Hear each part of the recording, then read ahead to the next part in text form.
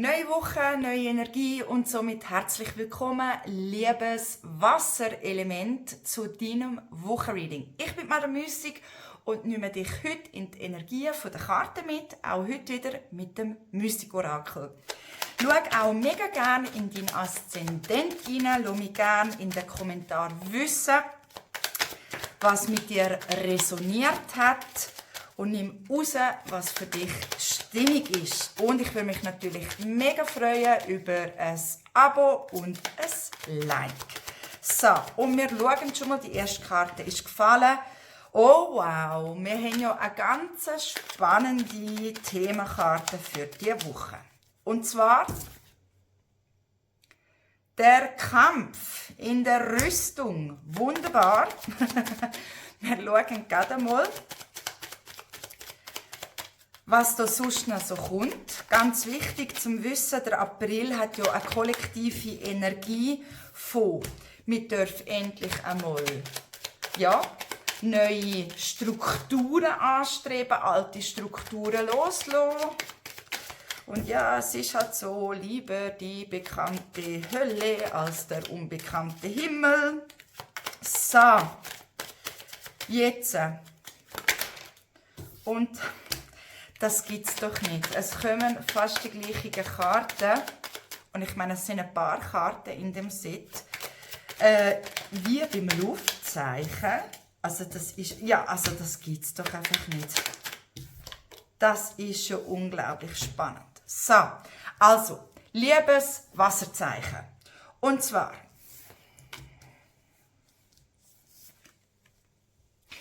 diese Woche geht es ganz fest um Kämpfe, wo man immer wieder einmal hat, und vor allem die haben damit zu tun mit Belastungen.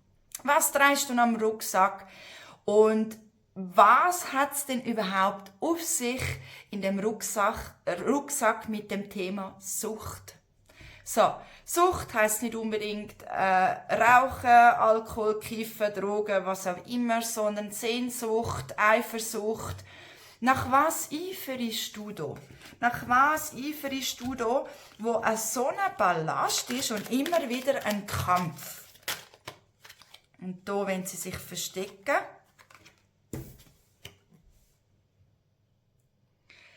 Ja, liebes Wasserzeichen.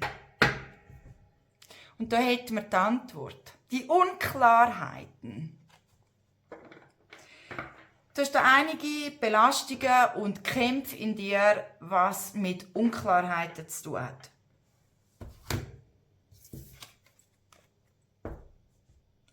Wo soll ich hin? Was soll ich machen? Ich weiß doch nicht. Ich habe so viele Möglichkeiten und ich weiß im Fall auch nicht. Und irgendwie habe ich auch Mühe zum Kontrolle abgeben, was auch schon ein Stück weit wie eine Sucht ist. Ich will über alles Kontrolle haben, über jedes Detail will ich irgendwie können, ein System haben. Ja, das löst einen grossen Kampf in sich drinnen aus. Liebes Wasserzeichen. Gerade du solltest schon wissen, wie es ist, als Wasserzeichen sich im Lebensfluss hinzugeben.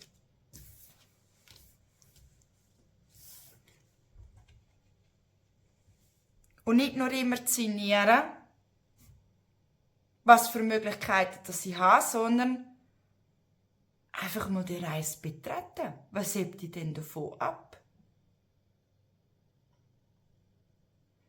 Diese Woche gilt es ganz fest darüber zu sinnieren, wo darf ich aktiv werden? Wir haben den Herr, die männliche Energie. Wo darf ich aktiv werden? Und das in einer guten Balance mit dir selber. Wir haben hier auch Partnerschaftskarte. Partnerschaft steht logischerweise für Partnerschaft. Das heisst, du auch die Verbindungen, die du bisher hast, gut überprüfen.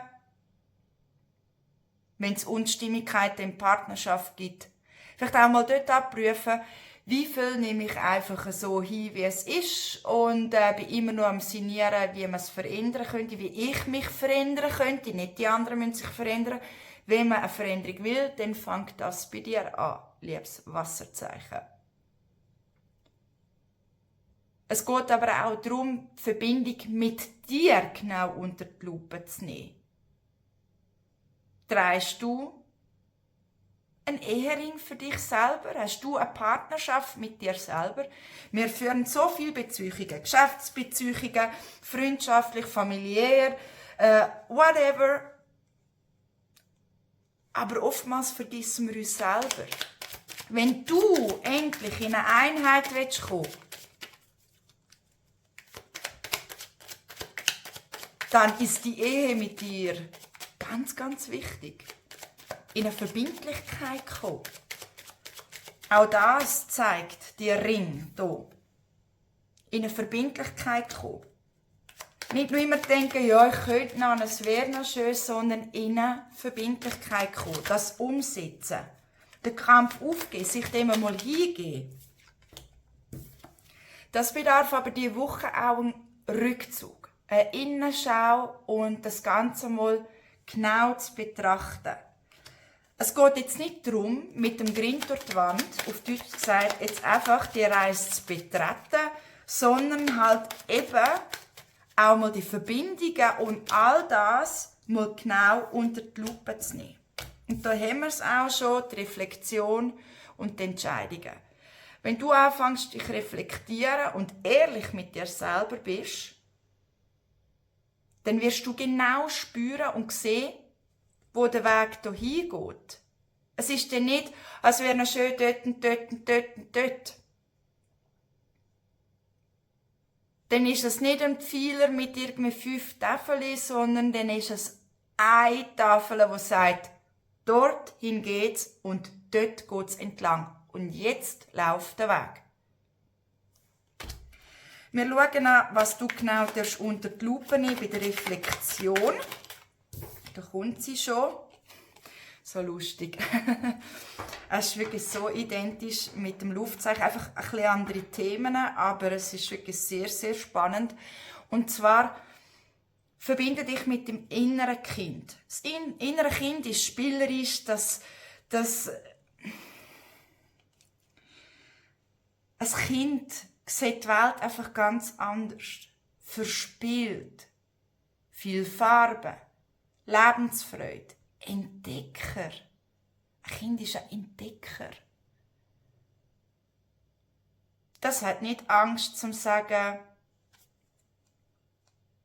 ich gehe jetzt dorthin und probiere es einmal aus. Vor allem, wenn du genau gerade an dem Punkt bist, wo immer Karten, wo du findest, ich könnte noch das und das und das und das und das machen. Und was soll ich jetzt? Wo soll ich anfangen? Ein Kind findet, gehen wir mal hier entlang. Und wir probieren es aus. Nichts ist ein Stein gemeißelt. Du kannst jederzeit deine Richtung wieder wechseln, abändern, whatever. Aber es geht darum, um es endlich entdecken. Um es endlich entdecken. Und auch dort, ganz wichtig, Inner-Kind-Thema anschauen. Gibt es noch Heilungsprozess? Bedarf es noch irgendetwas? Vor allem, wenn hast du das letzte Mal dein Innerkind besucht? Hast du jemals dein Innerkind besucht? Für das gibt es auch immer mega schöne Meditationen, geführte Meditationen, was auch immer, um genau so Arbeitsbetriebe, Shift-Prozess zu machen. Ja, spannend, was da noch kommt. So. Da hätte ich gerne einmal eine.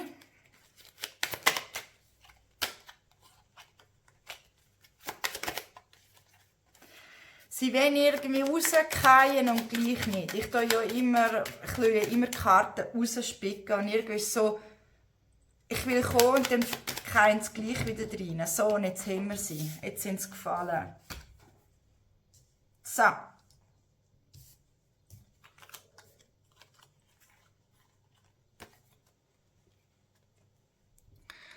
Wir haben den Umzug, Beobachtung, das Geschenk und Romantik.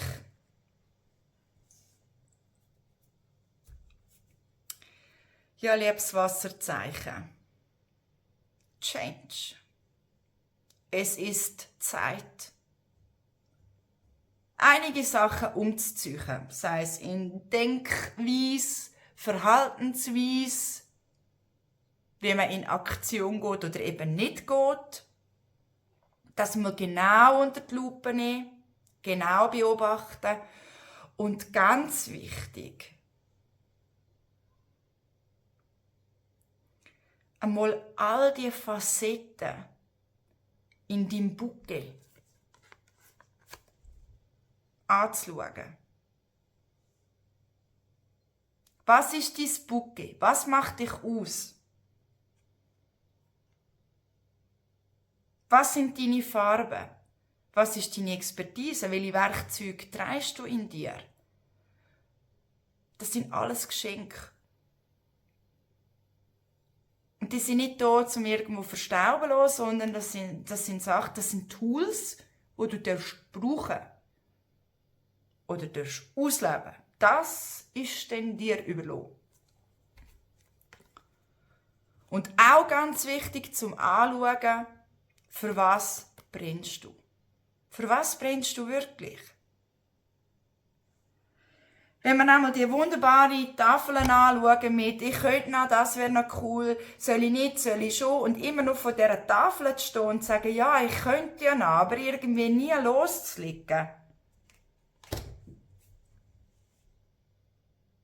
Für was brennst du wirklich? Was ist deine Expertise? Was für Tools hast du in dir? Was macht dich aus? Wo schlägt dein Herz höher? Wenn du dich genau mit dem verbindest, dann sind es nicht mehr 1000 Tafeln. Dann ist es kein Signieren mehr, um vor dieser Tafel zu stehen. Dann spürst du genau, für was, dass du dich hingeben willst.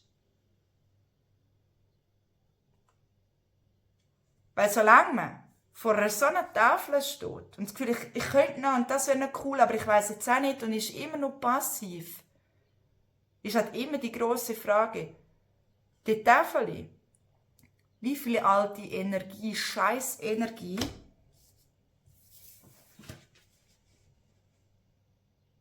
von dem, vom Ballast, von alten Strukturen, von alten Systemen, von alten Glaubenssätzen, Verhaltensweisen, sind dort drin?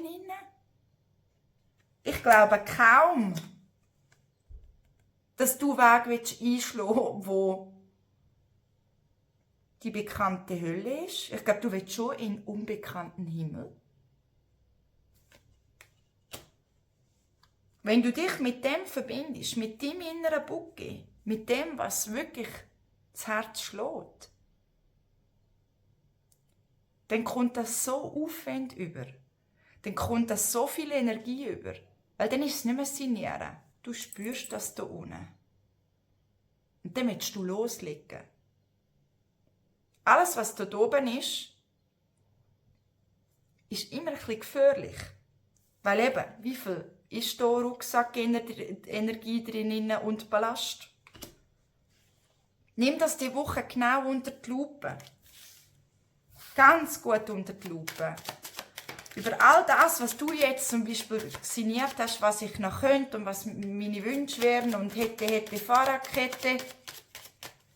Wie viel entspricht wirklich alten Strukturen, alten Dogmen und weiss nicht was, wo eigentlich schon lange dürften gehen.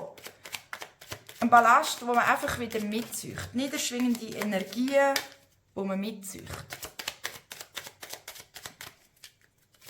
So, zum Abschluss noch, was ist wichtig? Was ist wichtig für die lieben Wasserzeichen? So, was ist wichtig? Der Abschied, der Kompass und die Intuition. Fokussiere dich diese Woche wirklich darauf, um mal alten Scheiß loszulassen. Nennen wir es beim Namen. Nicht die bekannte Hölle wählen und alte Strukturen, sondern wirklich neu kreieren. Stell dir vor, du bist ein leeres Gefäß. Keine Festplatte in dem Gefäß drin, keine Emotionen, nichts, sondern du kannst es einfach neu befüllen. Mit dem, was du möchtest. Los ganz gut auf deine Intuition. Los ganz gut auf die Zeichen, die dir werden begegnen. Das ist ganz wichtig. Und richte deinen Kompass nach dem aus. Wir sind immer geführt, ob wir daran glauben oder nicht. Das Leben ist ein reines Resonanzfeld. Wenn wir achtsam durch den Alltag durchgehen, uns mal zuhören, was wir eigentlich auch erzählen, können wir so viele Antworten. Wir sehen so viele Antworten, wenn wir selbst reflektiert sind. Und dann haben wir auch die Möglichkeit, zum etwas loszulassen. Aber das bedarf, den inneren Kompass auszurichten. Es darf auch ein neuer Kompass sein. Vielleicht schmeißt du mal den alten Kompass weg, den du bisher gehabt hast. Für die einen sehr relevant. Du wirst es wissen. Und dann wirklich einmal neu kalibrieren, neu ausrichten. Und ganz, ganz viel Me-Times machen, sich mit sich selber verbinden, mit dem inneren Kind, mit dem hohen Rucksack da hinten, wo man vielleicht schon seit eh und je nachzüchtet. Und dann, dann kommt das wundervolle Bouquet. Und dann kommt genau das, für was das du brennst, und du wirst ganz klar deinen Weg sehen und wirst nicht mehr die Tafel anschauen und sagen, ich könnte das, sondern dann ist, jetzt gehe ich genau diesen Weg. Und somit wünsche ich dir ganz eine gute Woche und bis zum nächsten Mal.